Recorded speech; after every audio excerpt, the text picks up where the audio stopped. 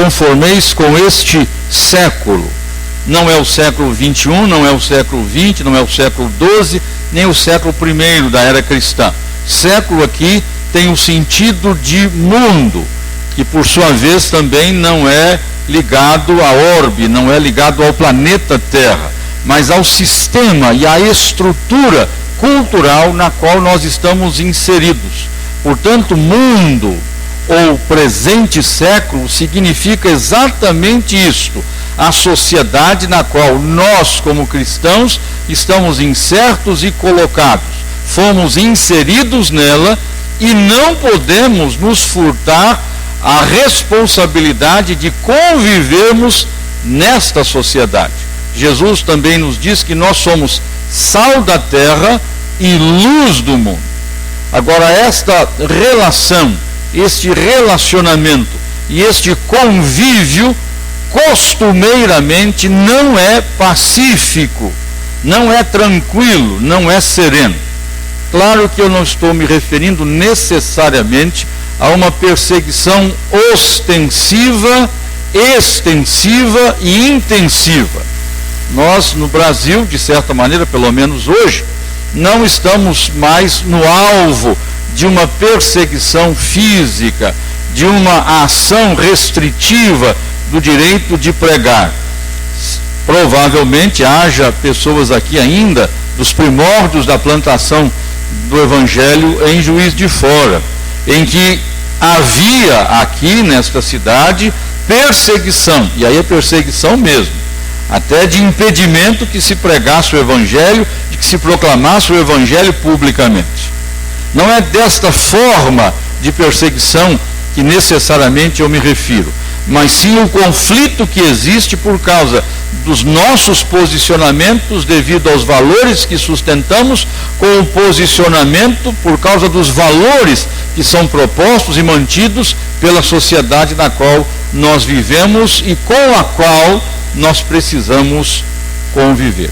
Por isso o apóstolo Paulo diz que são duas as nossas formas de nos conduzirmos em relação à sociedade. Ele fala de uma forma negativa e de uma forma positiva. Ele usa a forma negativa, não vos conformeis, e a forma positiva, transformai-vos. No português, estas duas palavras, ou esses dois verbos, conformar e transformar, trazem a mesma raiz, o mesmo radical, forma. Mas esta tradução não corresponde e não coloca de forma adequada a ideia que se tem no texto em que o Novo Testamento foi escrito, na língua em que ele foi escrito. Porquanto no Novo Testamento, na língua em que foi escrito, existem duas palavras distintas e que trazem consigo e encerram em si significados importantes para entendermos de forma adequada a colocação que Paulo faz em termos do nosso relacionamento com a sociedade. Quando ele diz, não vos conformeis com este século, ele usa a palavra cuja raiz é esquema. Esquema. É o verbo esquematizeste. Isso significa que Paulo está dizendo, olha, existe uma estrutura esquêmica ou esquemática que é como uma espécie de forma, de molde. E nesta forma e neste molde, nós muitas vezes somos colocados. E quando você coloca alguma coisa em determinada forma, é porque você quer dar a ela exatamente aquela forma. A forma deriva de forma. Então existe um interesse, existe uma determinação na sociedade que nos cerca e na qual nós estamos inseridos, em colocar-nos dentro da sua forma para que tenhamos a sua forma. Em uma linguagem mais simples, mais direta, talvez até mais acessível, nós temos que entrar no esquema. E aí essa linguagem fica mais fácil para o brasileiro entender. Porque o lugarzinho em que se tem um esquema, não é mesmo? Não, você precisa entrar no esquema. Olha, você está fora do esquema, assim não vai dar. Se você estiver fora do esquema, você está pondo a sua vida em risco. Muitas pessoas são literalmente eliminadas, abatidas, mortas, exterminadas, porque não entram no esquema e denunciam o esquema. Então, quando o apóstolo Paulo usa que não vos conformeis, ele está dizendo exatamente isto: não entrem no esquema, não assumam o esquema, confrontem o esquema, arrostem o esquema, combatam o esquema. Agora, isso tem custo, como eu já disse. O apóstolo Paulo tinha consciência disso.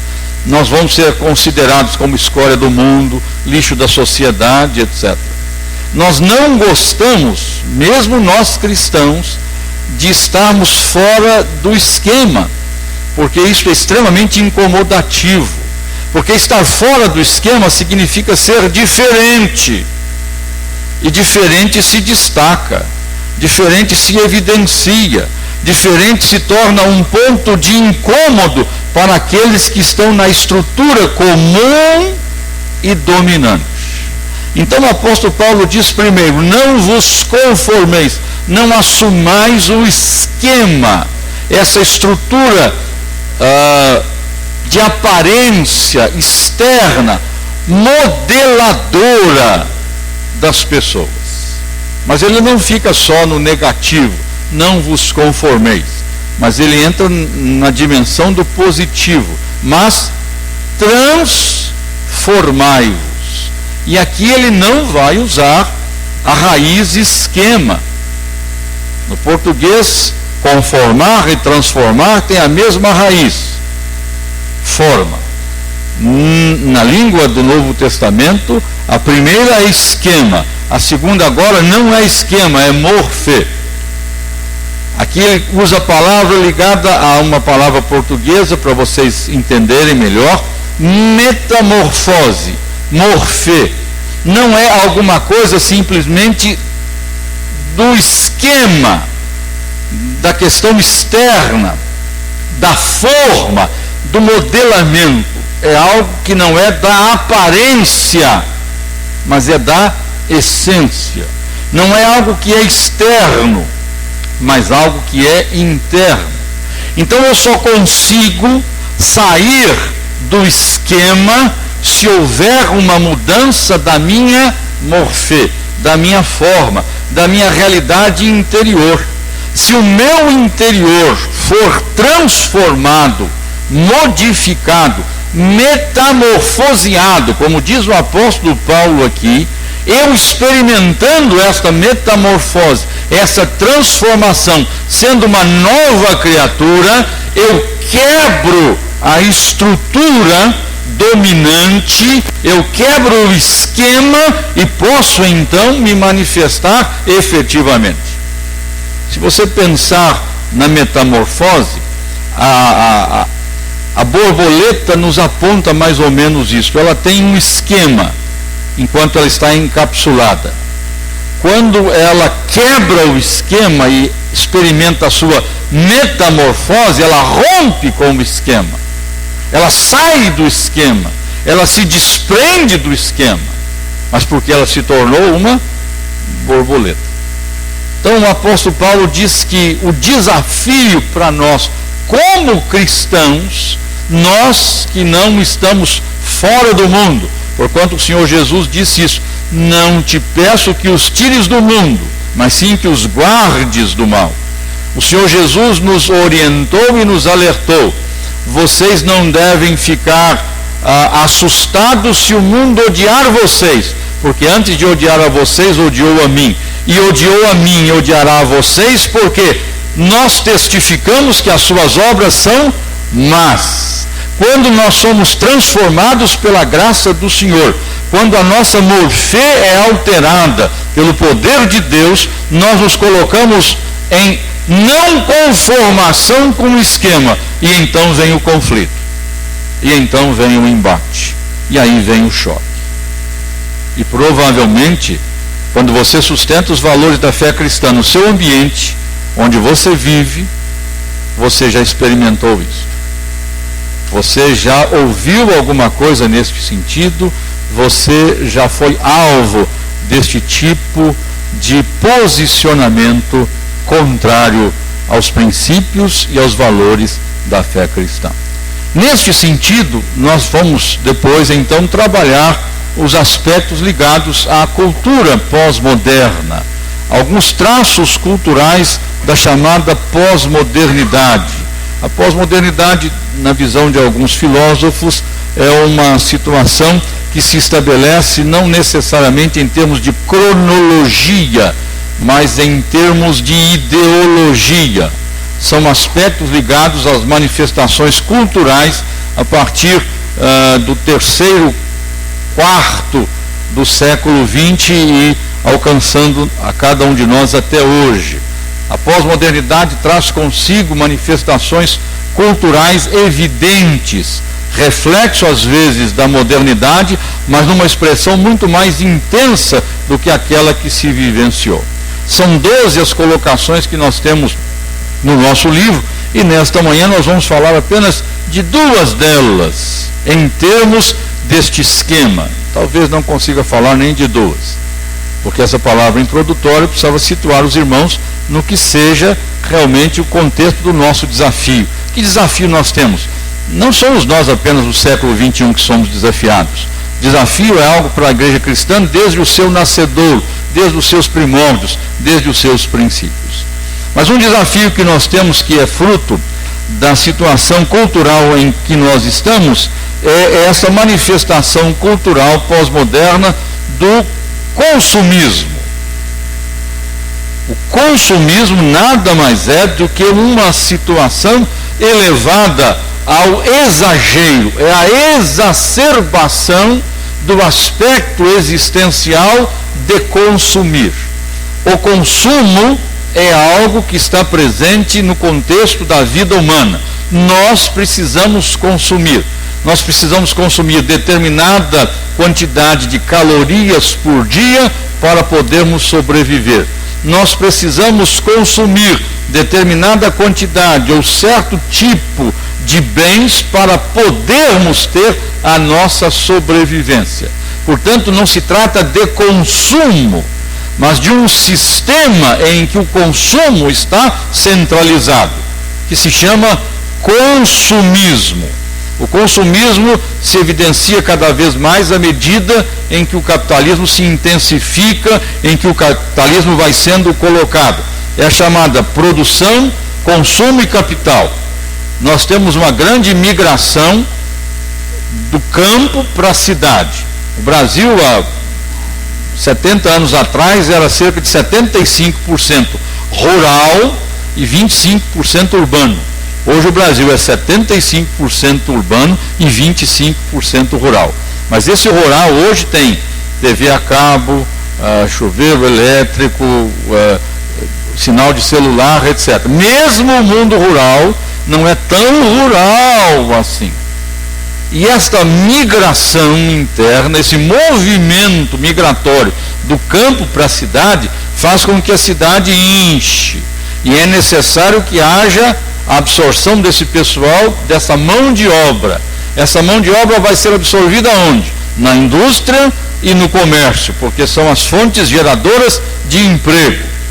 A indústria precisa produzir. Por quê? Porque senão ela morre. Se ela morrer, essas pessoas não podem ser aproveitadas com a sua mão de obra. Ela tem que produzir. Ela produzindo, os seus bens de produção precisam ser circulados, comercializados e consumidos. Então esta cadeia que se forma estrutura esta situação, que em princípio não tem nenhum problema. O problema se estabelece quando isto se torna um esquema, um sistema que nos engole. E nós não percebemos isso. Nós nos tornamos não consumidores, mas nos tornamos consumistas. Há um livro escrito por um psicólogo chamado Nascidas para Comprar. Nascidas para Comprar. O título é esse. As meninas hoje nascem para comprar, sobretudo as meninas. O alvo maior são as meninas ou as mulheres. Não que os homens não sejam consumistas, mas muito mais as mulheres. O consumismo estabelece um princípio, e aí o pessoal da propaganda e do marketing descobriram e entenderam esse filão, em que se estabelece não o desejo, mas a necessidade. Troca-se o desejo pela necessidade. Nenhuma propaganda trabalha apenas a questão do desejo, oferece alguma coisa como desejo. Eles vão tratar de colocar aquilo como uma necessidade. Porque o desejo é relativo, não é absoluto. O desejo é algo que pode ser satisfeito ou não pode ser satisfeito. Se o desejo não for satisfeito, não há muito efeito, não há muito problema, não há muita dificuldade. Eu tenho um desejo de ter uma Maserati. Alguém já falou assim, quer dizer, estou longe disso. Mas eu tenho um desejo de ter uma Maserati, uma Ferrari, né, uma Lamborghini. Eu tenho, gosto de carro. Esse é meu desejo. E eu posso conviver com esse desejo. Se eu alcançá-lo, bem. Se não alcançar, não faz diferença nenhuma. Vou continuar andando com o meu Fiesta. Não tem problema nenhum. Me leva para onde eu preciso ir, vou e volto, etc. Não tem problema. Agora, se eu disser assim, eu preciso, aí não é uma questão mais contingencial, que pode não ser, tem que ser. E então eu vou fazer de tudo, literalmente de tudo. Porque necessidade não pode ser prescindida, tem que ser realizada. Porque se eu não realizar a minha necessidade, eu feneço, eu morro, eu murcho, eu desapareço, eu sumo. E então a turma do marketing vai dizer da necessidade: você não pode viver sem micro-ondas. Por que eu não posso viver sem micro-ondas? Não é um desejo, é uma necessidade. Você não deseja, você precisa do micro-ondas. As irmãs mais antigas, talvez aqui, nenhuma delas tenha feito isso. Mas o verbo arear, que já não se usa mais hoje em dia, né? As meninas não lavam nem louça, quanto mais arear a panela. Mas algumas das irmãs aqui certamente ouviram que tinham que arear panela. Arear vem do verbo passar areia.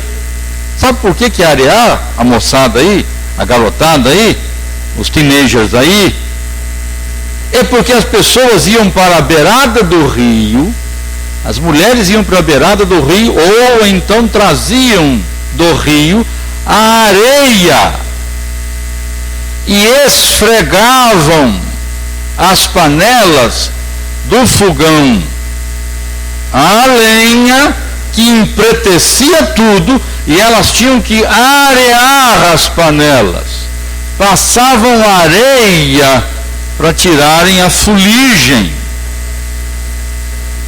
Aí inventaram o Santo Bombril. Pronto. Então não se areia mais panela, se bombria a panela, né? Já foi um avanço excepcional. E aí então, como é que as nossas avós podiam viver sem bombril? Bombril é uma necessidade, você precisa de bombril. Bombril é marca, né? Palha de aço fina. Bombril, você não pode existir e viver sem bombril. Isso é o princípio do consumismo. Então o que você faz? Eu preciso comprar o bombril, eu preciso comprar o bombril, eu preciso comprar o micro-ondas, eu preciso comprar isso, eu preciso comprar aquilo. E então você vai comprando, compra o que precisa e compra o que não precisa, porque disseram a você que você precisa comprar. O consumismo é imposto a nós e nós não discernimos entre necessidade e desejo. E muito daquilo que nós consumimos não é por necessidade, é por fruto exclusivo do desejo.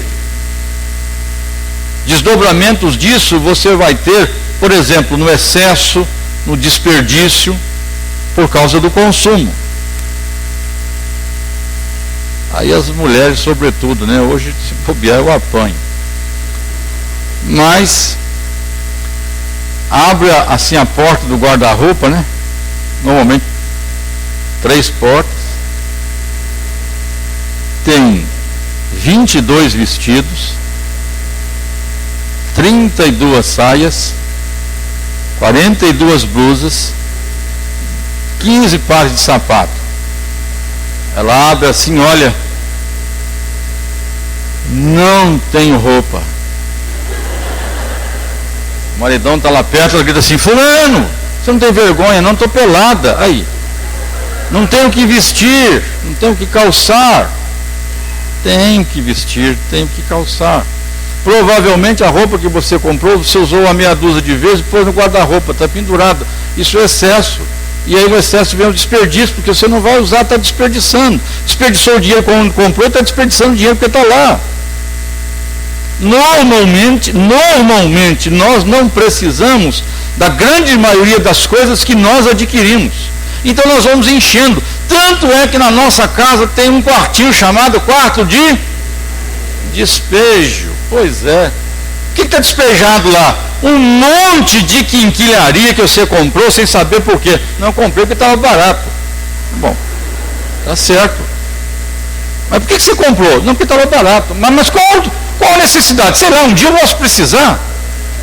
Então, nós não percebemos essa situação. Qual é o desafio para nós? O desafio para nós é o contentamento. Contentáveis com o que tende, controle da cobiça, o domínio próprio, o não ser levado por estas imposições, etc. Uma outra situação que nós temos cultural, além do consumismo, e outra que nós temos entre as 12 que temos no livro, é a cultura do esteticismo. Mas só vai pegar nas mulheres outra vez, velho? Não, não são só as mulheres, não. As barrigas de tanquinho estão por aí. Ah, sem dúvida nenhuma. As barrigas de tanquinho são para nós. Então, desculpe, tem a barriga de tanquinho para os homens e tem o traseiro da popozuda para as irmãs. Ah, é isso aí. Então, cria-se uma estrutura de ditadura da beleza, mas num esquema cultural nosso. E então isso gera um desespero.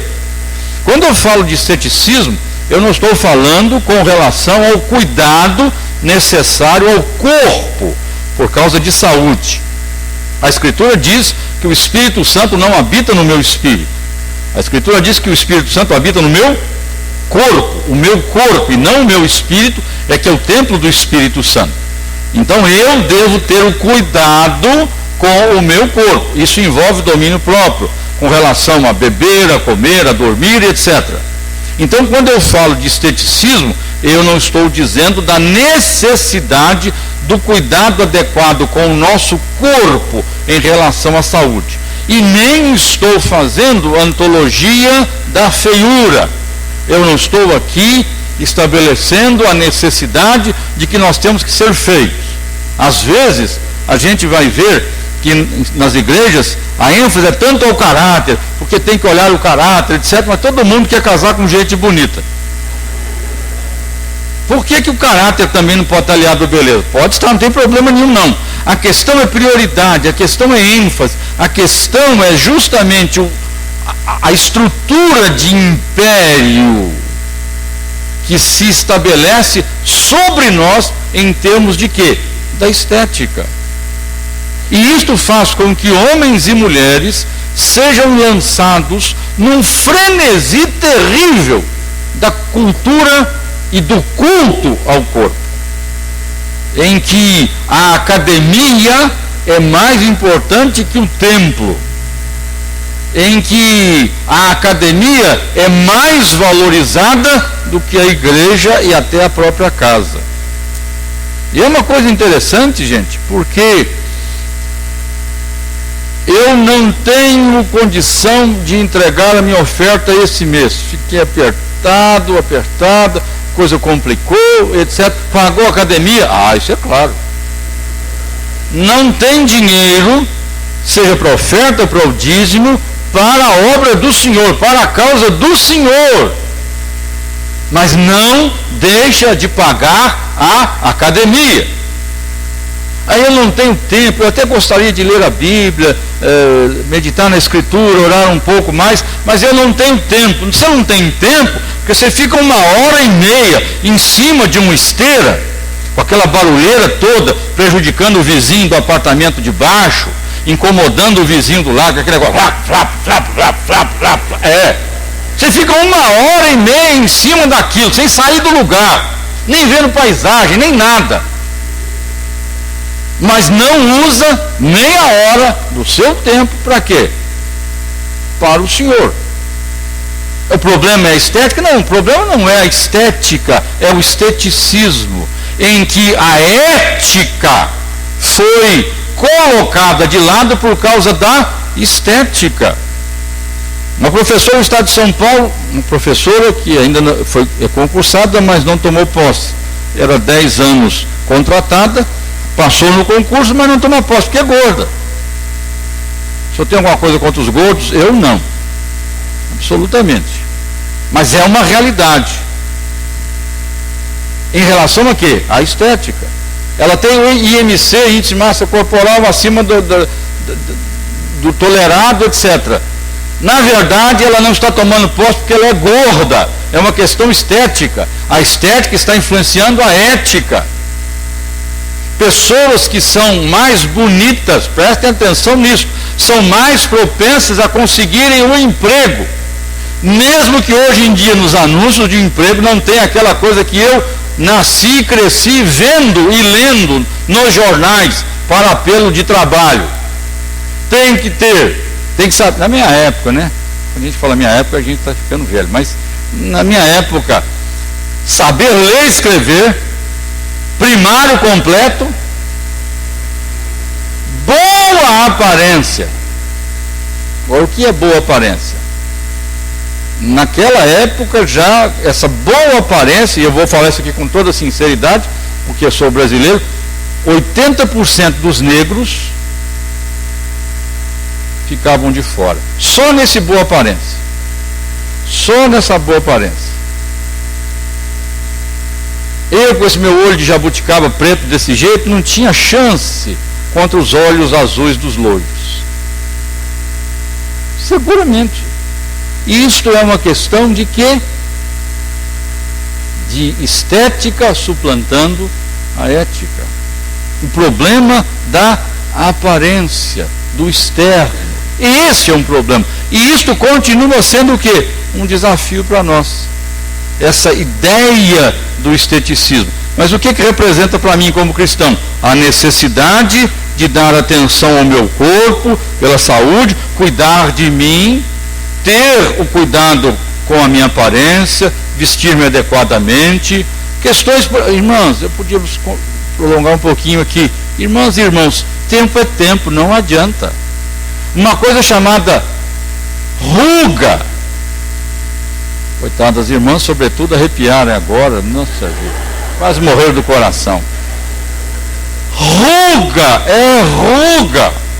Estica, vai, não, põe botox, aí fica com duas bocas, né? Duas orelhas, fica aquela coisa horrorosa. Mas está achando que acabou as minhas rugas. Parece que você levou uma batida de frente, assim, pá! Mas nós, mas achamos. Ruga é sinal de tempo, é o passar dos dias. Pode ajudar? Pode fazer alguma coisa para melhorar a sua... Não tem nenhum problema, não tem que ser feia. Mas não pode se tornar o quê? Escrava disso. Isso não pode se tornar uma imposição sobre você terrível, a ponto de você desesperar de si mesma. Nós somos alvo do tempo. Os irmãos aí, se não tomarem cuidado, daqui a pouco você não consegue ver o cinto. Por quê? Porque a barriga cobriu. E o que eu faço? Toma cuidado. Vai devagar, coma menos, faça exercícios. Mas por quê? Por causa da estética? Não, questão de saúde e questão de cuidado com o seu corpo, por causa da realidade, da consciência de que é o templo do Espírito Santo. Então, nós temos que entender isso. Outra coisa, passou o tempo, meu irmão, minha irmã. Você tem que ter noção da ética e não prejudicar a ética por causa da estética. Você tem 70 anos, não queira se vestir como menina de 17. Sabe por quê? Porque vão rir de você. Não vão falar com você. Falar com você não vão, não. Mas vão rir de você. Não é possível. Será que ela não tem senso de ridículo? De você. Com você, mas que coisa linda, hein? Você está arrasando. Você está derrubando tudo, de fato. Quando você passa, vai todo mundo caindo de susto.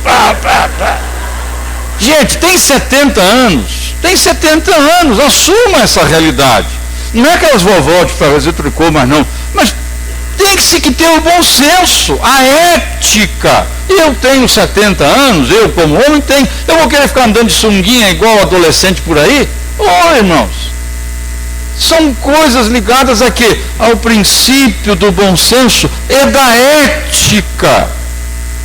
Porque senão a estética, ou esteticismo, melhor dizendo, vai se impor a mim e eu vou viver uma situação terrível. Porque isso gerará em mim uma inquietação tremenda.